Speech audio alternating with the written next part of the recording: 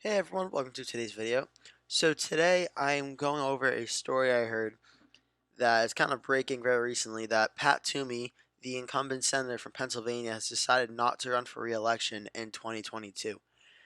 Now, the reason I want to cover this is because this is really important in terms of the Senate majority for the 2022 midterm elections. Now, it's important to mention this because 2020 is not a very good year for the Republicans in terms of the Senate map. There's a lot of states that benefit the Democrats, but 2022, I'd argue, may be worse because there's Democrats up in states like Nevada and Colorado, which are going to win again, and then there's also a Democrat up in the state of New Hampshire, Maggie Hassan, where if Republican Governor Chris Sununu were to run, Chris Sununu could potentially win that race. He's a very popular guy. He would have two former governors going up against each other.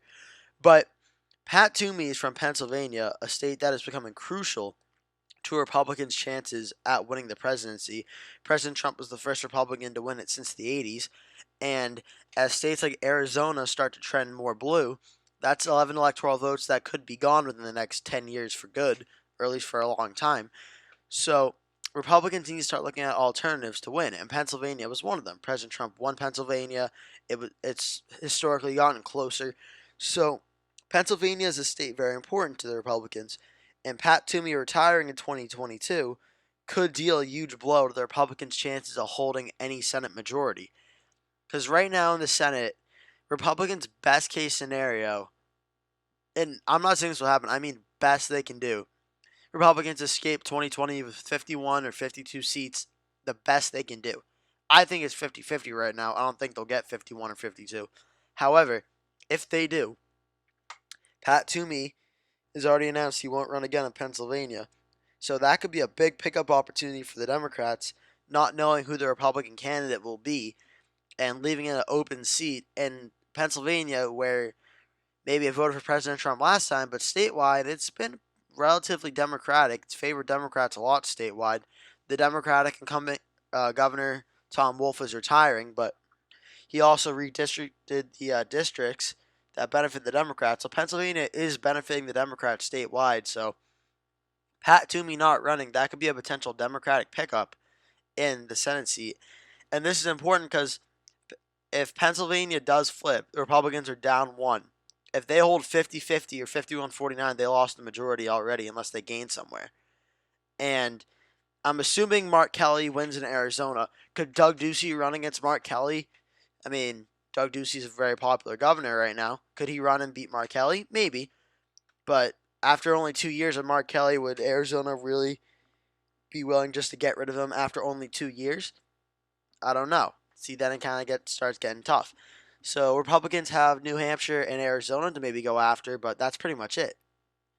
I mean, North Carolina is up for Republican Senator Richard Burr, and he's announced he's not going to run. So that could be a Democratic pickup as well. That could be Democrats at two pickups. Ron Johnson in Wisconsin, we don't know if he'll run. If he decides not to run, that could be three pickups.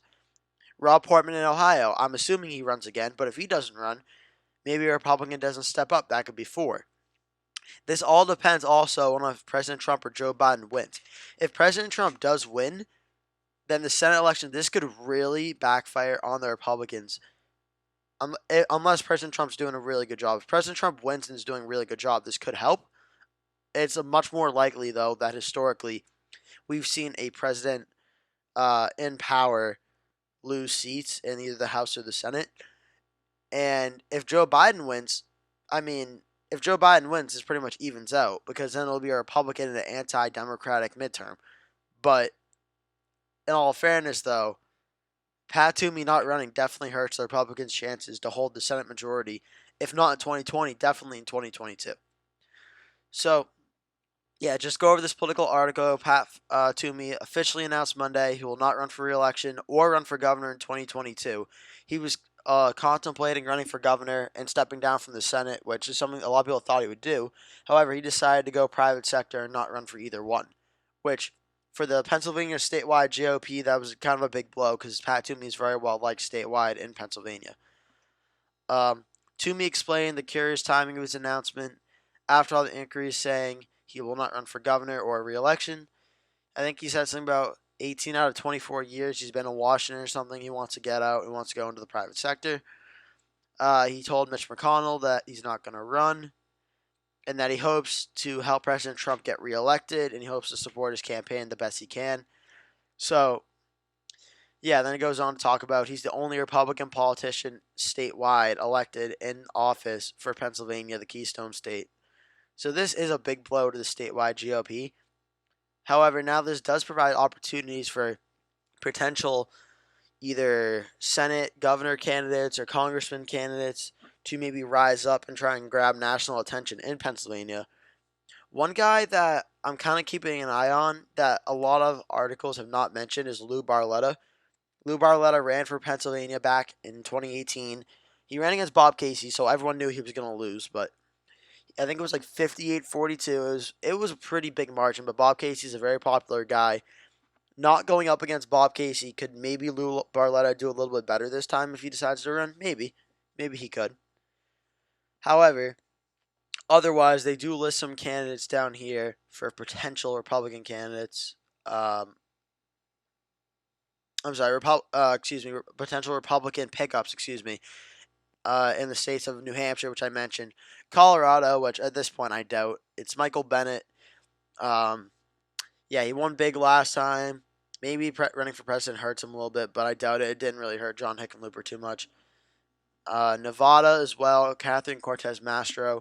Unless Brian Sandoval runs or something, I mean, there's really no prominent Republican that can beat her. Danny Tarkanian, I think he would lose. Dean Heller would probably lose. Adam Laxalt ran for governor. He could make it close, but I don't know if he'd win in the Senate race, though. So Nevada is not really too realistic. Colorado, I don't think is really realistic. New Hampshire is the only realistic one. Arizona could be, but it depends on how people are feeling about Mark Kelly. If Mark Kelly proves not to be moderate and starts supporting a lot of farther left policies, which I don't think he would. I don't think that's who Mark Kelly is, but if he were to do that, maybe Doug Ducey would have a much better chance at winning if he ran for the seat, but right now it's just all speculation. And then we have out of the states of Ohio, Rob Portman. If he runs again, I think he will win. I think Rob Portman's a popular guy in Ohio. Saying back since 2012, no disrespect to Paul Ryan, but Rob Portman should have been Romney's VP. Romney needed to win Ohio. He knew that. He probably wasn't going to win Wisconsin. He knew that. He should have picked someone that would have helped him win Ohio. But anyway, Rob Portman, I think he would win again. Ron Johnson, if he retires, I think the seat will flip. If Ron Johnson does not retire, it'll be very, very close. I don't know how it's going to go. It's honestly 50-50. It was very close last time as well. Richard Burr, North Carolina, he has already announced he will not run. I see this seat flipping, to be honest. Unless Pat McCrory runs, the former governor. If he runs, it could be close.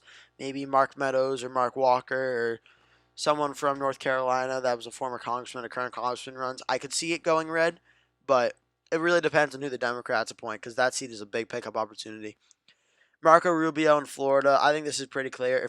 If Rubio runs, he wins. If Rubio doesn't run, it's a lot closer.